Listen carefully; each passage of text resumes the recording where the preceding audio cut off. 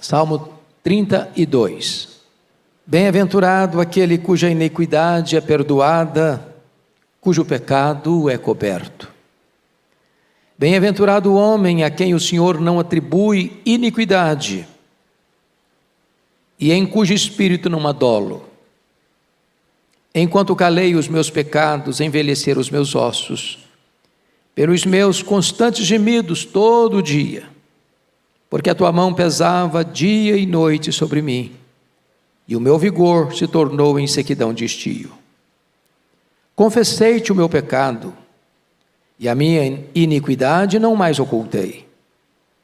Disse: confessarei ao Senhor as minhas transgressões, e tu perdoaste a iniquidade do meu pecado.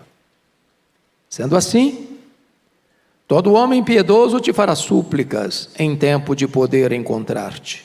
Com efeito, quando transbordarem muitas águas, não o atingirão.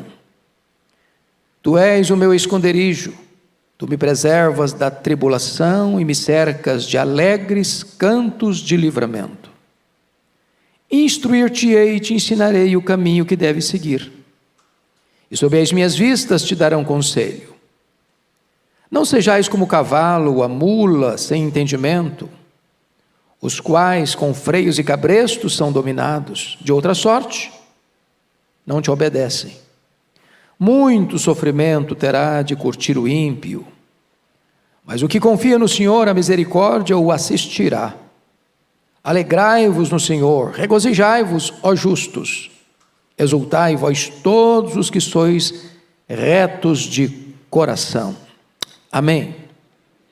Eu quero tratar do seguinte tema na exposição desse salmo: a paz depois do perdão. A paz depois do perdão. Bom, é muito importante entender que esse salmo tem como pano de fundo, como background, o problema que Davi enfrentou num tempo de guerra, quando ele se levanta do leito, passeia pelo terraço e vê uma mulher tomando banho. Diz a Bíblia que a mulher era extremamente bonita, e o olhar seguido de desejo libidinoso faz Davi dar um passo rumo à queda, mandando mensageiros verificar e investigar que mulher era essa. E o retorno foi que essa mulher era Batseba, esposa de um dos seus guerreiros valentes que estava na batalha, Urias, o heteu. Davi dá mais um passo e manda chamar essa mulher. A Bíblia não relata como ele conseguiu seduzir essa mulher e levá-la para a cama. Quanto tempo levou isso? Que argumentos ele usou? Como ela aqueceu aos seus galanteios? O certo é que Davi se deitou com essa mulher, coabitou com ela. Diz o texto que em seguida esta mulher, passado o tempo, manda um recado para Davi: estou grávida. E agora ele está com uma grande batata quente na mão, porque o marido dessa mulher não está em casa, está na guerra. E se essa mulher aparece grávida e o marido na guerra, o resultado, dentro daquela cultura, é que essa mulher corre o risco de ser apedrejada.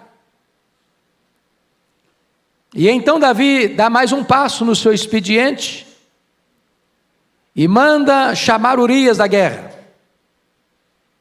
A intenção de Davi é que Urias fosse para casa, coabitasse com a sua mulher e estaria resolvido o problema.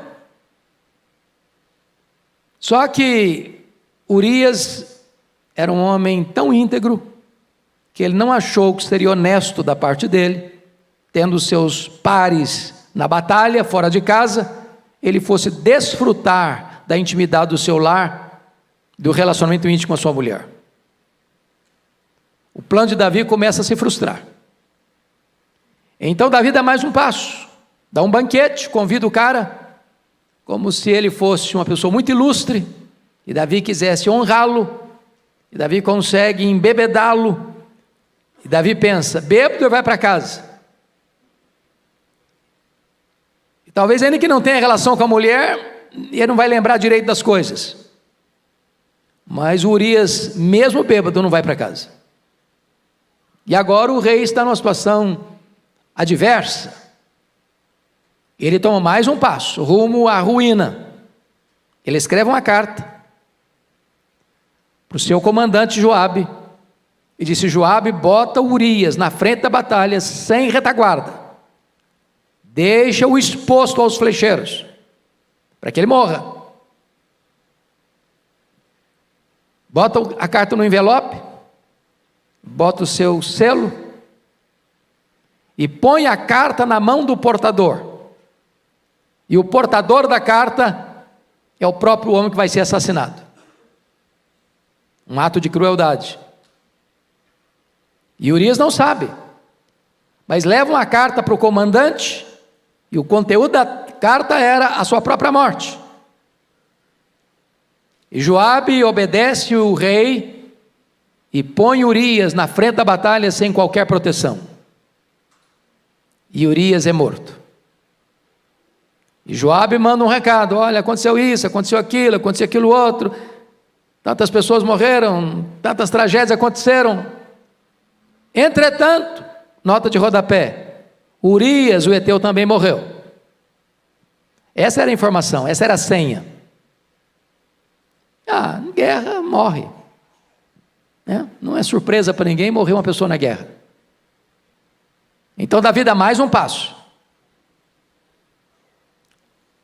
Ele se casa com a viúva. Ele era polígamo.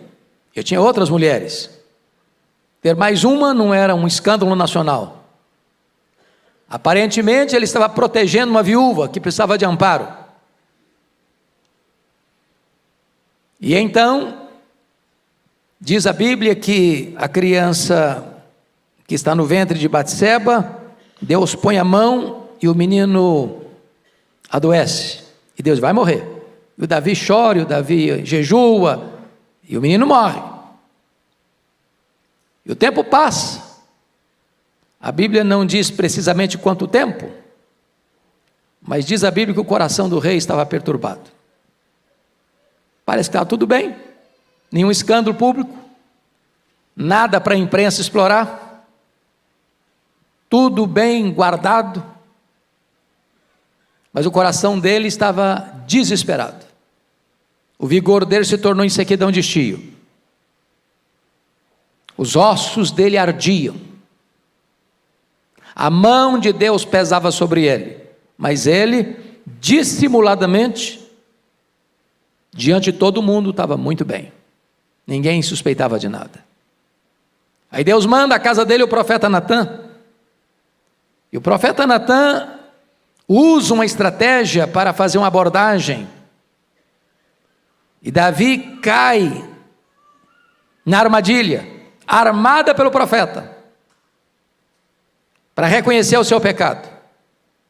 Porque Natã chega para ele e diz, olha, tinha numa cidade um homem pobre e um homem rico. O homem rico tinha muitas reses, muitas ovelhas, muito gado, era um cara rico. O pobre tinha uma cabrita, que dava leite, que vivia dentro da casa, que era como um membro da família, pegava no colo. E aí o homem rico recebe uma visita ilustre, e o rico, em vez de ir lá no campo matar uma das suas reses, para fazer um lauto banquete para o seu convidado, resolve ir lá na casa do pobre, pegar a cabrita dele, a única que ele tinha, e matar, para fazer a refeição para o seu convidado. Quando Davi escuta isso, ele fica irritado, ele tinha um senso de justiça. Esse cara deve morrer. Aí o Natã bota o dedo no nariz dele e diz, você é o cara, você é o homem. Deus te deu o reino, Deus te deu riqueza, Deus te deu até muitos privilégios e prazeres, e você foi tomar a mulher de Urias, e ainda matar Urias. Nesse momento Davi cai em si e diz: pequei, se arrepende, confessa, e Deus diz: está perdoado, mas a espada não vai fugir da sua casa. E esse texto é o relato e o registro dessa confissão, desse arrependimento, desse perdão e da restauração divina a Davi. É claro, meus amados irmãos, que Davi comete aqui 3 pecados, e o primeiro dele é adultério, o segundo dele é assassinato, e o terceiro pecado é dissimulação. Então nós vamos olhar agora esse texto que, do meio das tempestades da alma, se levanta como o óleo fresco da graça, da misericórdia e do perdão de Deus. Então, primeiro ponto que eu destaco aqui: a paz depois do perdão é a felicidade do perdão. Olha comigo o verso 1. Bem-aventurado aquele cuja iniquidade é perdoada, cujo pecado é coberto. Veja você que começa com esta palavra bem-aventurado, e essa palavra é riquíssima, é poderosíssima. Esta palavra é muito feliz. É como Jesus abre as bem-aventuranças: bem-aventurados os humildes de espírito, bem-aventurados os que choram. Ou seja, o perdão de Deus é a maior fonte de alegria que uma pessoa pode ter na vida. Meus irmãos, o pecado é terrível, é maligníssimo, é pior do que a pobreza, é pior do que a doença, é pior do que a perseguição, é pior do que a solidão, é pior do que a morte, porque esses males podem nos atingir e jamais nos afastarem de Deus, mas o pecado é maligníssimo porque ele nos priva do maior bem, a comunhão com Deus, porque Deus é a fonte da plena e maior alegria. É na presença de Deus que tem plenitude de alegria. É impossível coexistir comunhão com Deus e pecado. É impossível coexistir paz e pecado. Por isso ele diz que feliz é aquele cuja transgressão é perdoada. A palavra transgressão no hebraico, a palavra pechá, significa rebelião, alta traição contra o soberano, é passar dos limites, é rebelar-se contra Deus. E o que o texto quer nos informar é que bem-aventurado é aquele cuja iniquidade, toda essa sujeira é perdoada. Você e eu estamos aqui, e nós estamos aqui porque a nossa sujeira foi perdoada.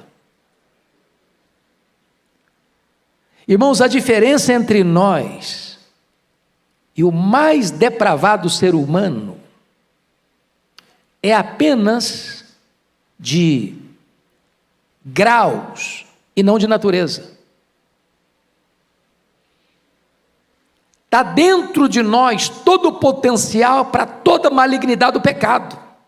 É isso que os teólogos entenderam por depravação total.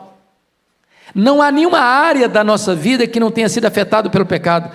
A nossa razão, a nossa emoção, a nossa vontade. Não há parte sã na nossa vida. Como Moody, certa feita, caminhava com um irmão da igreja para uma cruzada nos Estados Unidos, e a pessoa que o acompanhava olhou para um bêbado caído na sarjeta, todo sujo, de vômito, e a pessoa disse: olha aí, Moody, que situação horrível. E Moody disse: ali estaria eu, se não fosse a graça. Nenhum de nós tem condições de jogar a pedra. Nenhum de nós tem condições, eu não faço isso, eu não faço aquilo. Não, o potencial do mal está dentro de nós. E feliz é o homem cuja essa sujeira toda é perdoada. O perdão divino lava os pecados e o perdão divino nos livra da culpa do pecado. Feliz é aquele, olha aí o verso primeiro ainda, parte B.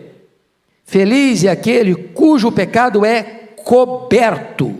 Coberto. A palavra chatá, pecado no hebraico, significa, mesmo que no grego, hamartia, sair do caminho, errar o alvo, viver fora dos padrões. Você se lembra que no dia que o sacerdote entrava no Santo dos Santos com sangue, e derramava o sangue sobre a arca da aliança, a ideia ali é de que o pecado estava sendo coberto com sangue. Quando se olhava, não via mais o pecado, porque estava coberto com sangue. A ideia aqui, cujo pecado, está no versículo 1, feliz, bem-aventurado é aquele cujo pecado é coberto, é exatamente isso. O sangue cobriu o pecado. Deus olha e vê o sangue, e ao ver o sangue, sabe o que significa isso? O juízo foi aplicado. Não tem perdão sem justiça, irmãos. Falar em perdão sem justiça é macular a honra de Deus. Deus não faz vistas grossas com o pecado. Deus não faz concessão ao pecado. Deus jamais diz, não, isso aí não tem problema não, vou perdoar, tá, esquece, está tudo bem, está tudo resolvido. Não, Deus não faz isso não. Deus pune o pecado. Deus julga o pecado.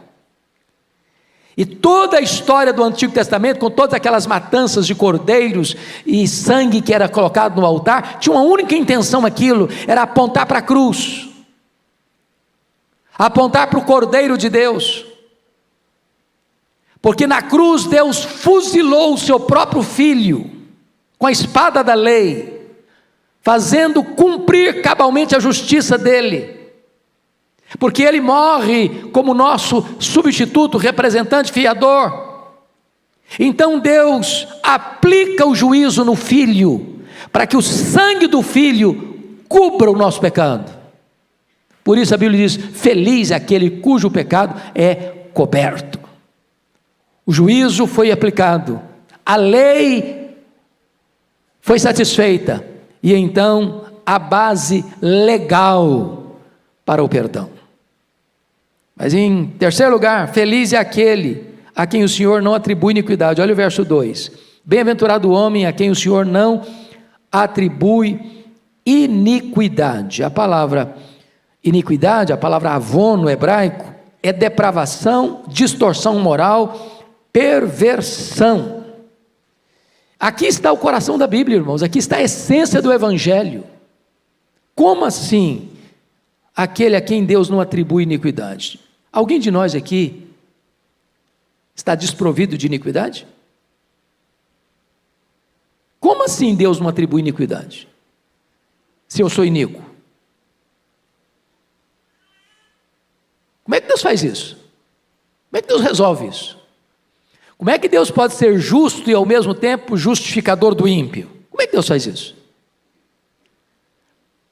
Esse texto de Davi está trazendo à baila, à tona, a gloriosa doutrina da justificação pela fé. E você se lembra que na cruz houve 3 transações.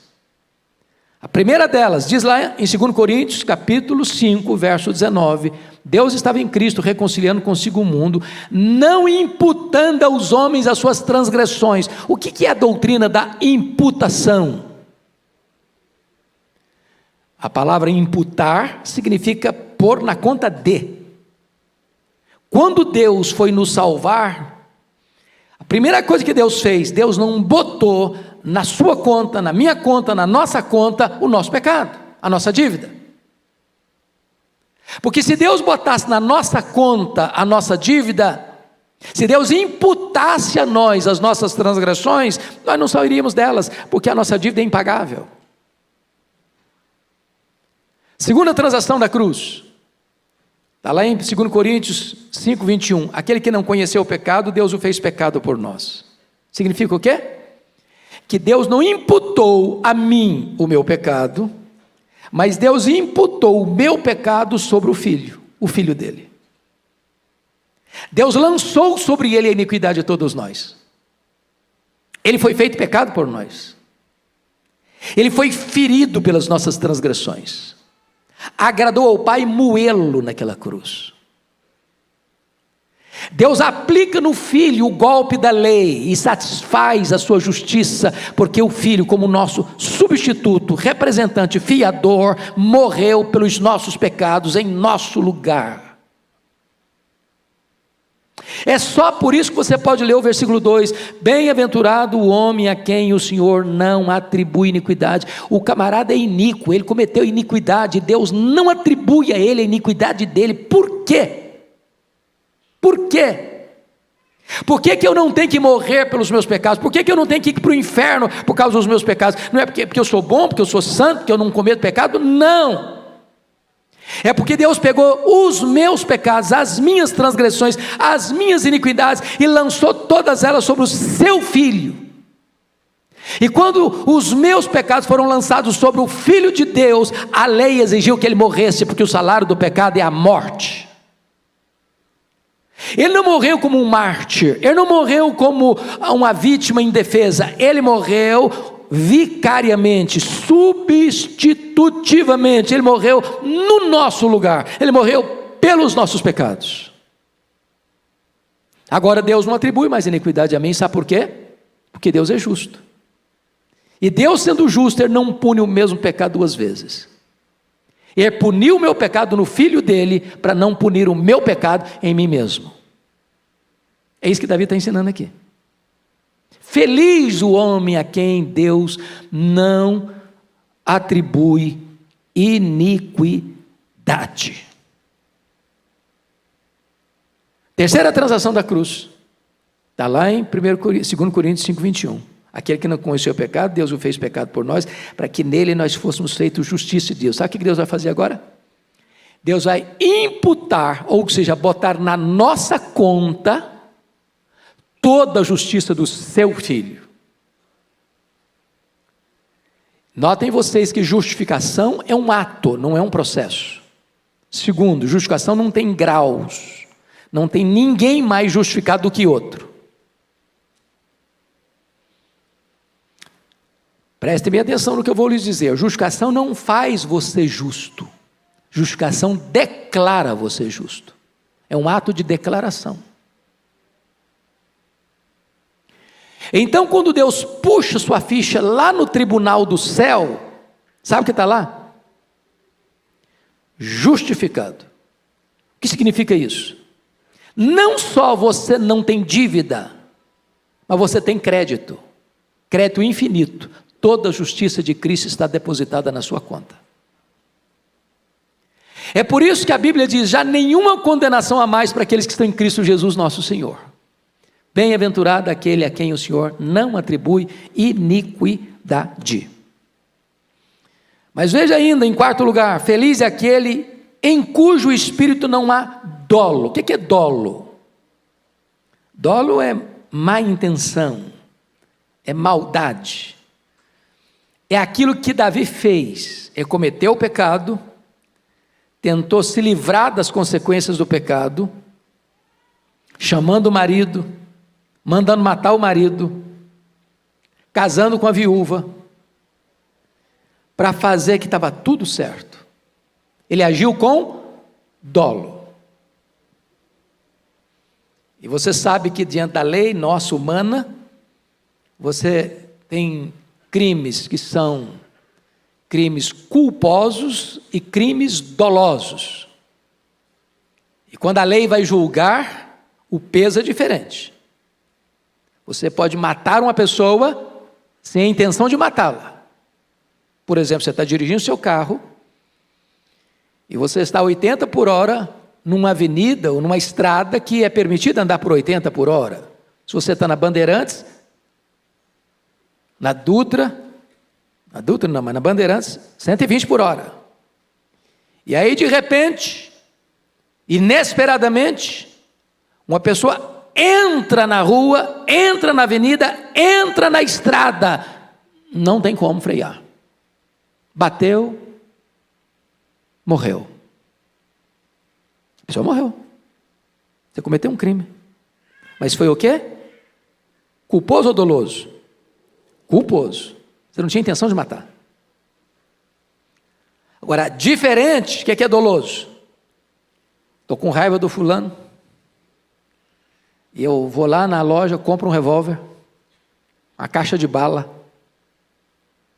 E intencionalmente, eu vou onde ele está. E descarrego 5 balas no peito dele. Ele morre. Esse crime é o quê? Culposo ou doloso? Doloso. O homem perdoado, o homem transformado, ele não nutre malignidade no sentido de desejar o mal, de armar esquemas para prejudicar. É por isso que o texto vai mostrar para nós essa gloriosa verdade, em cujo espírito não adole. Esse é um cara feliz. Ele não fica maquinando mal. Ele não fica lá deitado pensando, o que é que eu posso fazer para prejudicar o fulano? O que é que eu posso fazer para tomar o que é do fulano? O que é que eu posso fazer para acabar com a reputação do fulano? Não, ele não age mais dessa maneira. Então vamos para um outro ponto agora do texto, que é a infelicidade da impenitência, versos 3 e 4. Olha comigo. Enquanto calei os meus pecados, envelheceram os meus ossos pelos meus constantes gemidos. Vejam você que seus ossos ficaram envelhecidos pelos gemidos. Quando calei os meus pecados, envelheceram os meus ossos pelos meus constantes gemidos. O que Davi está falando aqui? Ele está contando a experiência dele, que viveu. O pecado guardado no coração, ele tem um poder de autodestruição incomparável. O pecado adoece, o pecado enfraquece, o pecado debilita a saúde. Nada arruína mais um cidadão, do ponto de vista físico, emocional, do que o chicote da culpa, do que o tormento emocional. Ele não dorme direito, ele não come direito, ele não tem alegria, ele não tem paz, ele não tem sossego. Ele vive nas correntes grossas da escravidão. Ele vive no pelourinho, sendo chicoteado todo dia e de noite. E isso vai reverberando, né, na vida física. Eu li um relatório, eu não sei se os médicos que estão aqui podem me dizer se essa estatística ainda é real, e eu preguei em vários congressos de médicos e de enfermeiros, Brasil afora, e essa informação era falada assim com muita clareza, que cerca de 50% das pessoas que passam pelos hospitais, os problemas são chamados causas psicossomáticas. Ou seja, os problemas da vida, a culpa, o pecado, as mazelas da vida, vão misturando aí com suas emoções, isso vai sendo somatizado, isso vai debilitando a sua saúde, vai mexendo com você. E vou lhe dizer mais, não tem divã de psicanalista que resolve culpa. Não tem remédio da farmácia que você toma que alivia a culpa. Você alivia uma dor física, mas a culpa não. O chicote da consciência não. E aqui Davi está mostrando que o problema da culpa corrói. O pecado é como se fosse uma serpente que você vai aquecer no seu peito. Ela vai te pegar, ela vai te picar, ela vai deixar veneno em você. Mas nota em segundo lugar, que ele vai dizer aí no verso 4, outra coisa gravíssima. Porque a tua mão pesava de dia e de noite sobre mim. Ô, gente, a mão de Deus é uma bênção, né? É a maior dádiva que nós podemos ter, a mão de Deus. A mão de Deus sobre nós. A mão de Deus que protege, a mão de Deus que dirige, a mão de Deus que guia, a mão de Deus que abençoa, é a mão de Deus. E nós estamos pedindo, Senhor, estenda a tua mão sobre nós. É uma bênção a mão de Deus, mas a mão de Deus também pode ser o nosso maior problema. Se a mão de Deus pesar, você está frito. Tem homem que te livra, tem dinheiro que te livra, tem viagem que te livra, Não tem mudança de endereço que te livra. Não tem apartamento de cobertura que te livra. Não tem mansão que te livra. Não tem muro que te livra. Não tem nada que te livra se a mão de Deus pesar sobre a sua vida. E ele diz: a tua mão pesava sobre mim. Quando?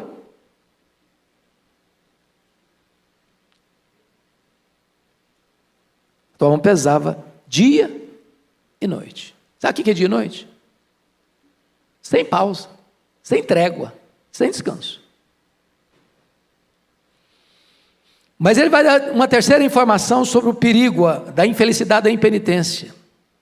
Olha aí, versículo 4, parte B. E o meu vigor se tornou em sequidão de estio. O pecado abate o espírito, entristece o coração e enfraquece o corpo. Ou seja, sofrimento e enfraquecimento caminham de mãos dadas. O cara murchou, secou, desidratou. Foi a experiência de Davi. E agora ele vai partir para o terceiro ponto, que é a necessidade e a importância da confissão. Está aí no versículo 5, confira comigo. Confessei-te o meu pecado e a minha iniquidade não mais ocultei. Diz: confessarei ao Senhor as minhas transgressões e tu perdoaste a iniquidade do meu pecado. Vamos entender isso aqui. Davi está expondo o salmo, mas você se lembra que não foi tão espontânea assim a confissão, não.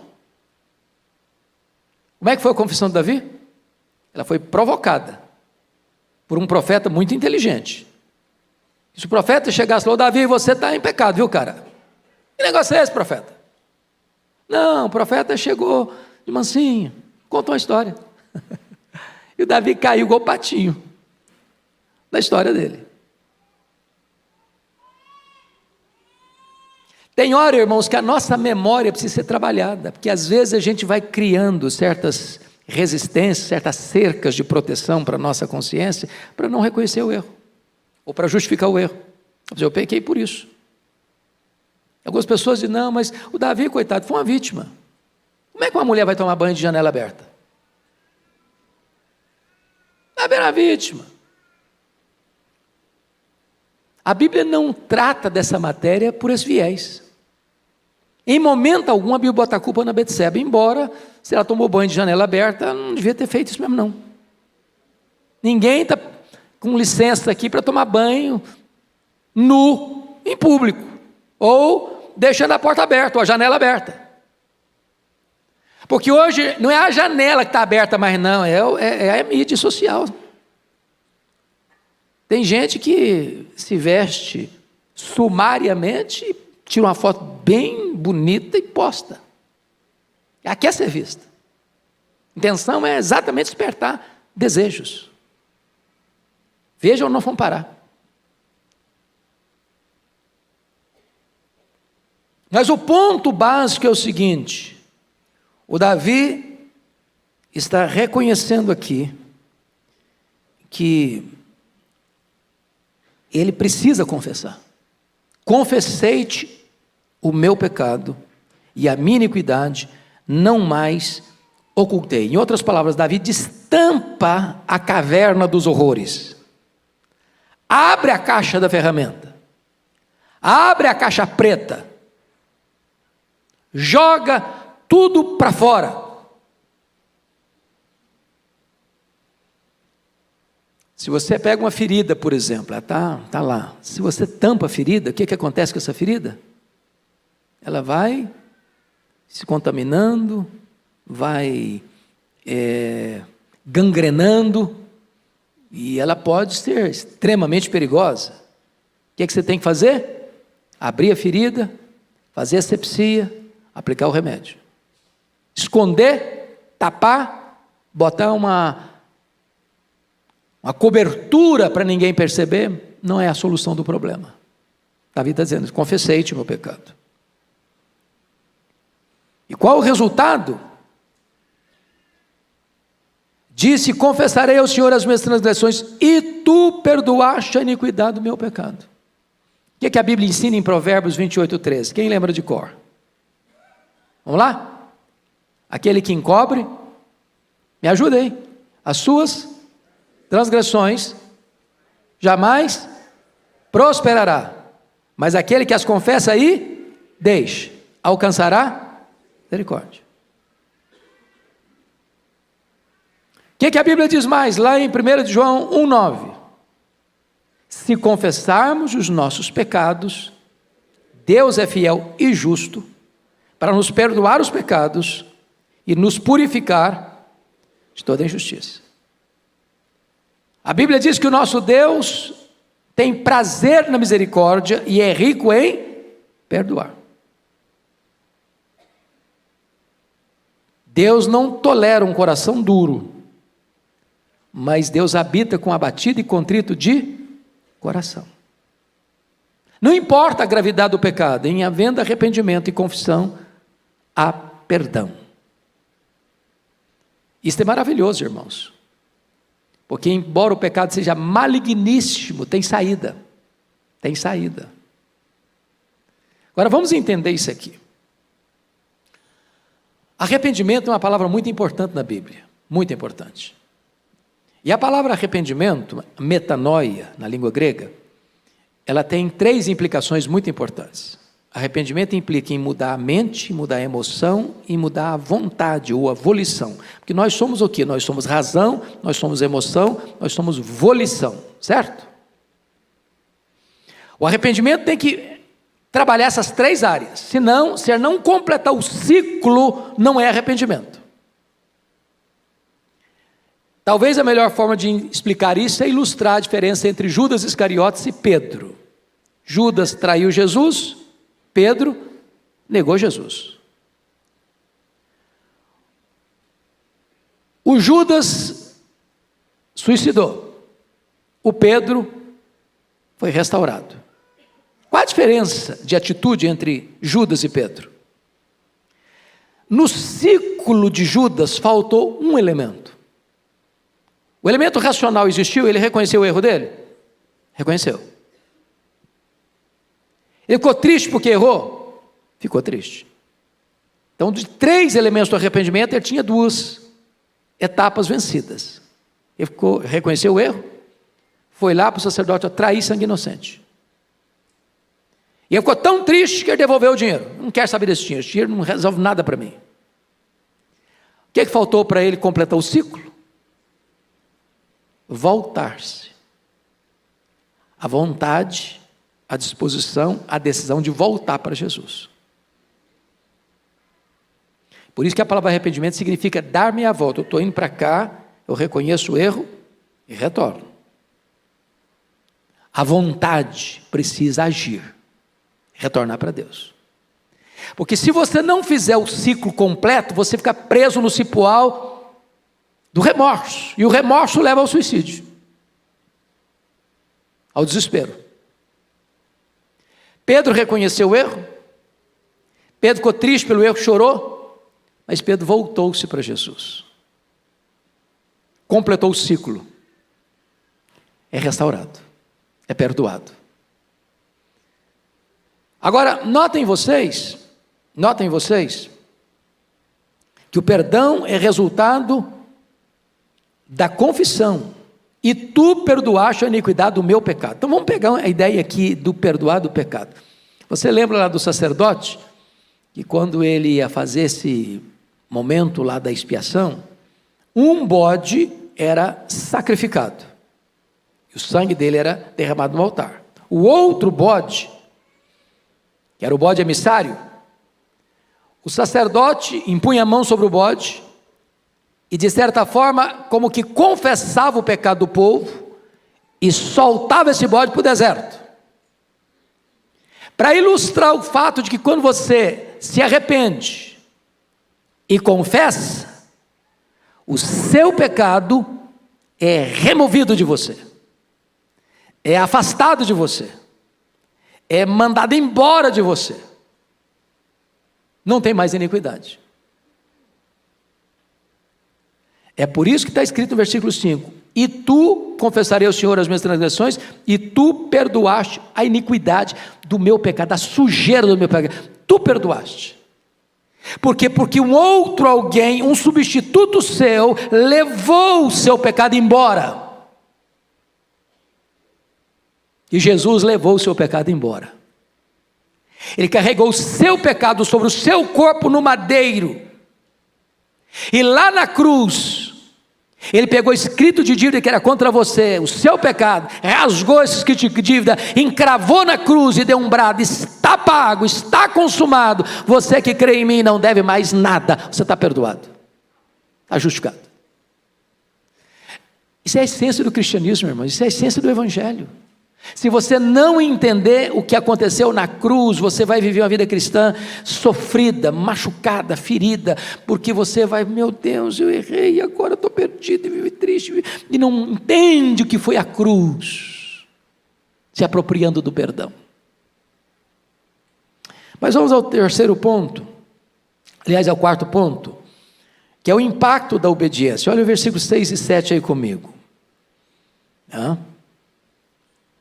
Sendo assim, todo homem piedoso te fará súplicas, em tempo de poder encontrar-te. Com efeito, quando transbordarem as muitas águas, não atingirão. Tu és o meu esconderijo, tu me preservas da tribulação e me cercas de alegres cantos de livramento. Vamos destacar aqui 4 verdades. Primeira, um cristão arrependido é um exemplo para outros cristãos. Quando um crente, irmãos, tem um fracasso e cai, ou um crente comete um pecado, ao se arrepender, ao confessar, ao ser perdoado, ao ter sua vida mudada, aquele que caiu também vai olhar para você: puxa vida, o fulano caiu, o fulano cometeu um erro, o fulano foi perdoado, o fulano foi restaurado. Bom, eu também posso ser restaurado, eu também posso me arrepender, eu também posso confessar, e é o que eu vou fazer. É isso que ele está ensinando aqui. Sendo assim, todo homem piedoso te fará súplicas. O homem piedoso não é aquele homem que nunca erra, não. O homem piedoso é aquele que, porque todos pecam e todos erram, é aquele que reconhece o seu erro, é aquele que se arrepende do seu erro, é aquele que confessa o seu erro, é aquele que abandona o seu erro. Então a pessoa vai olhar e dizer: vale a pena confessar, vale a pena falar com Deus, vale a pena acertar a vida com Deus, vale a pena. E então todo homem piedoso te fará súplicas, em tempo de poder encontrar-te. Segunda coisa, um crente perdoado é poupado das tempestades da vida. Versículo 6, a parte B: com efeito, quando transbordarem as muitas águas, não atingirão. Ô gente, tem tribulação e tribulação. A tribulação da vida, o crente aguenta, de cabeça erguida. A tribulação que o crente não aguenta é a tribulação produzida especificamente por causa do pecado. Enquanto o cara não se vê livre disso, ele está na unha do inimigo,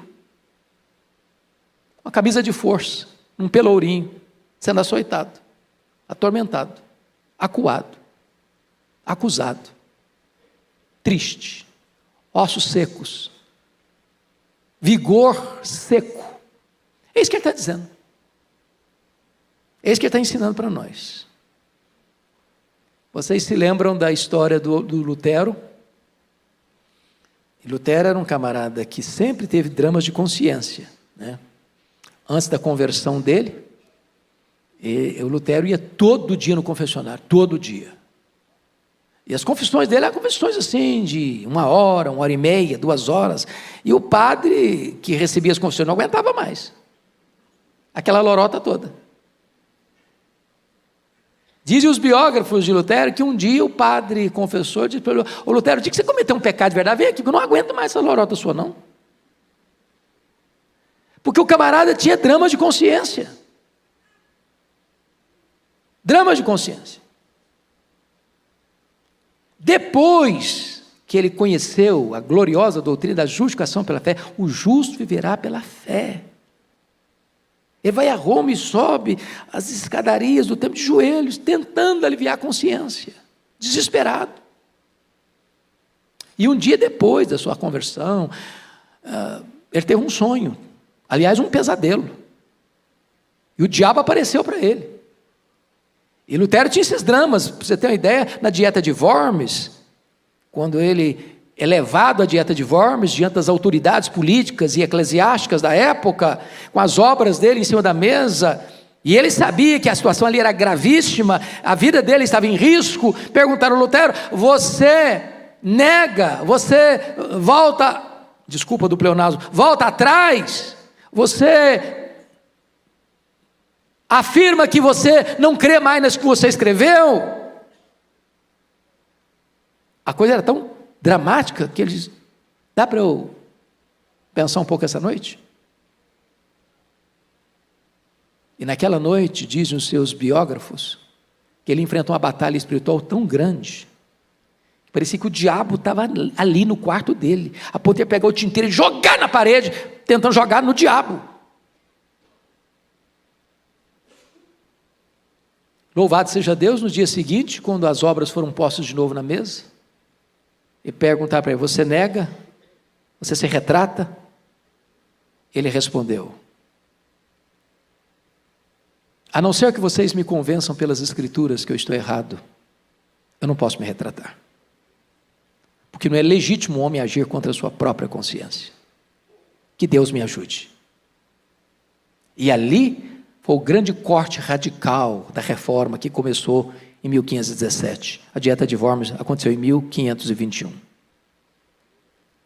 Mas dizem os estudiosos que certa feita ele está dormindo e ele tem um pesadelo e o diabo aparece para ele com a lista de pecados terríveis. Você fez isso, você fez isso, você fez aquilo, você fez aquilo outro, aquilo outro, aquilo outro. E no pesadelo mesmo, no sonho, Lutero disse: é verdade, eu fiz tudo isso aí. Só tem um detalhe que não está aí. É que o sangue de Jesus, o Filho de Deus, me purifica de todo o pecado. Oh, amados, isso traz alívio e cura para a consciência. Tira o fardo pesado da culpa. Traz cura para os ossos. Traz vigor espiritual. É a graça do perdão de Deus. Mas em terceiro lugar, um crente piedoso, ou melhor, um crente perdoado, tem Deus como seu esconderijo. Olha o versículo 7. Tu és o meu esconderijo. Oh, louvado seja Deus. Porque note você, um crente em pecado, ou seja, um crente que comete o pecado, não se arrepende dele, a mão de Deus está sobre ele. O que é que ele tem de Deus? Medo. É igual o Adão e Eva lá no Éden, fogem de Deus, correm de Deus, têm medo de Deus. Mas quando você é perdoado, Deus é o que para você? Refúgio. Você corre para Ele, não dele. Ele é seu abrigo, Ele é a sua cidade refúgio. Para Ele você pode correr, nele você tem segurança. Mas em quarto lugar, um crente perdoado é poupado do sofrimento e cercado de cânticos de livramento. É o que diz o verso 7, a parte B: tu me preservas da tribulação e me cercas de alegres cantos de livramento. Em vez de gemido, tem louvor. Em vez de lamento, tem celebração. Fruto do perdão de Deus. Mas me permita encerrar com mais alguns pontos, 3 pontos aqui que eu quero destacar. Primeiro, a instrução da graça, verso 8 e 9. Olha aí comigo. Veja você que agora não é Davi que vai falar não. A partir do verso 8 aqui, quem está falando não é mais Davi. Quem está falando é o próprio Deus. E está escrito assim: instruir-te-ei e te ensinarei o caminho que deves seguir. E sob as minhas vistas te darei conselho. Um crente perdoado é um crente ensinável, é um crente de ouvidos abertos, de coração sensível, que se coloca debaixo da autoridade da Bíblia. O Moody, Dwight Lyman Moody, ele tinha na capa da Bíblia uma frase, e a frase era esta: este livro afastará você do pecado, ou o pecado afastará você deste livro. Você não vai encontrar um crente rebelde, vivendo em pecado, tendo prazer na Bíblia. Impossível. Por isso, quando uma pessoa erra e não se arrepende, ela começa a se afastar. Deixa de ler a Bíblia, deixa de orar,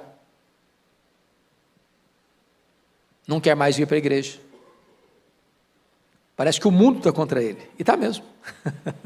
Tá mesmo. E aí o texto está nos mostrando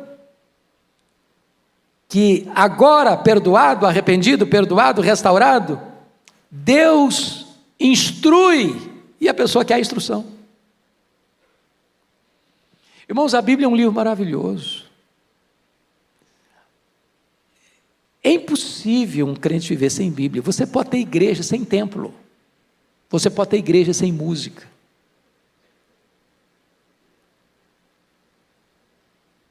Mas você não pode ter igreja sem Bíblia.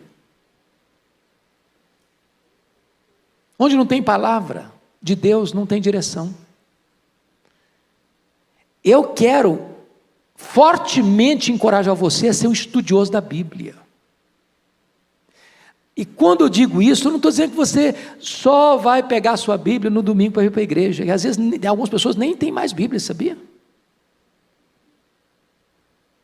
Eu gosto das mídias sociais, eu gosto mesmo, uso todas. Eu ando com esse bichinho aqui todo dia.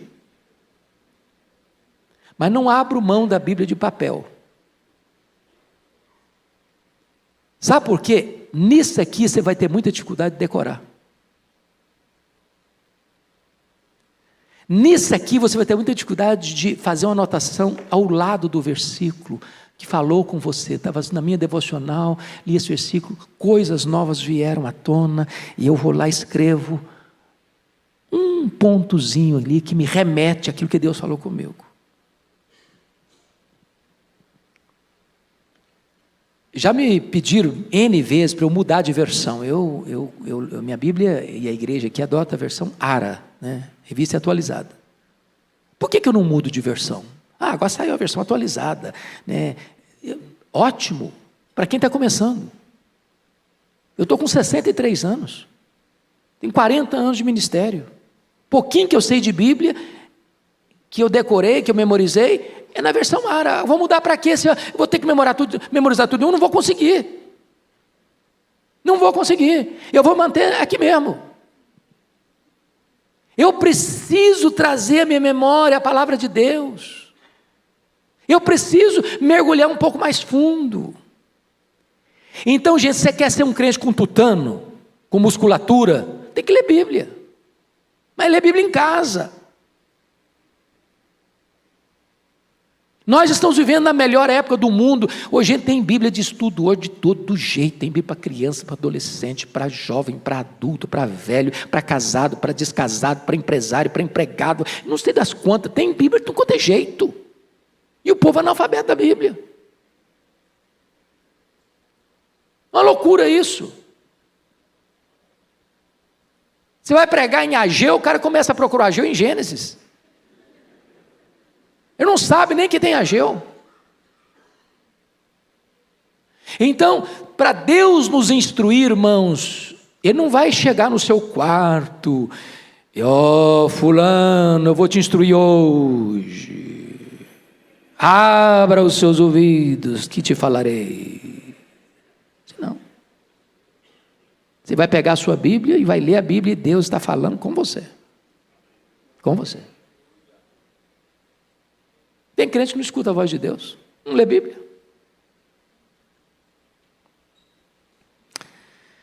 Mas tem um alerta necessário, porque se você não lê, o versículo 9 é que vai se aplicar aí, viu?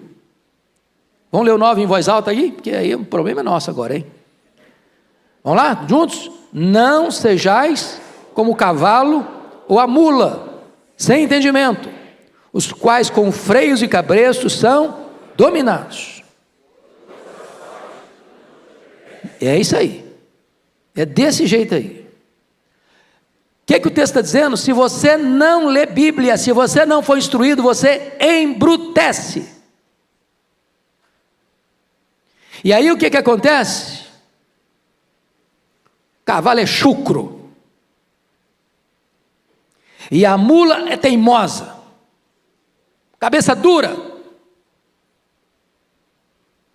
Só vai obedecer com freio.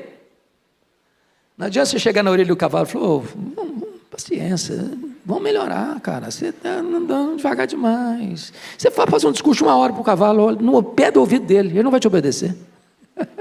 Você põe freio na boca dele, ele não vai te obedecer. A mula é teimosa, você fala uma vez, fala duas, bate, comete o mesmo erro. Teimosa. Tem crente que é assim. Se apanhar, aprender. Falar não resolve. Porque não quer instrução. E quem não quer, já escutou aquela frase? Quem não escuta conselho, escuta coitado. Quem não aprende com o preceito, vai ter que aprender com a chibata. Então, amados, vamos ser inteligentes? Para a gente não apanhar desnecessariamente? Estude Bíblia. Você vai discernir o tempo que você está vivendo. Você vai fugir de certas encrencas na vida que você não precisa passar. Enrascadas que você não precisava entrar. De alianças que você não precisava fazer.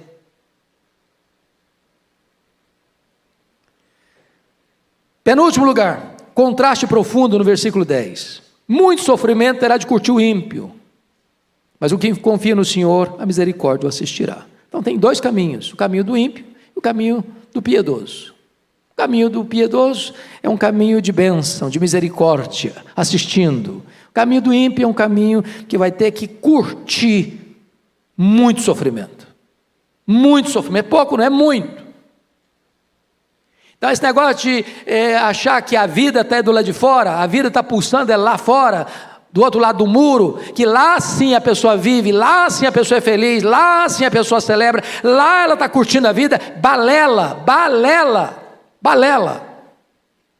Lugar de curtir a vida é do lado de cá do muro, é na casa do Pai, é na casa do Pai que tem pão com fartura, é na casa do Pai que você é amado, é na casa do Pai que você é abraçado, é na casa do Pai que você é beijado, é na casa do Pai que tem festa para você. Lá fora tem miséria, tem traição, tem opróbrio, tem vergonha, tem chiqueiro, tem lama. Mas finalmente, último lugar. Há uma ordem expressa de Deus para você e para mim no versículo 11. Fique em pé e vamos ler o versículo 11 para encerrar. Vamos ler juntos?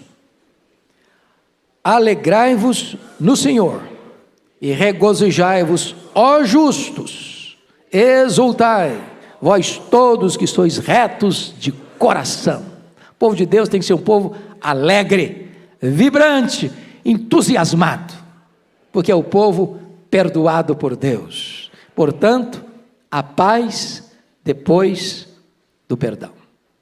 Deus amado, nossa gratidão por esta manhã, nossa gratidão por esta igreja, nossa gratidão por estas portas abertas para acolher a todos nós, nossa gratidão pela Tua palavra, nossa gratidão pela Tua instrução, nossa gratidão pelo Teu povo que aqui está hoje, perdoado, lavado no sangue do Cordeiro, Te adorando e celebrando o Teu nome. Que a nossa vida seja para o louvor da Tua glória, em nome de Jesus. Amém.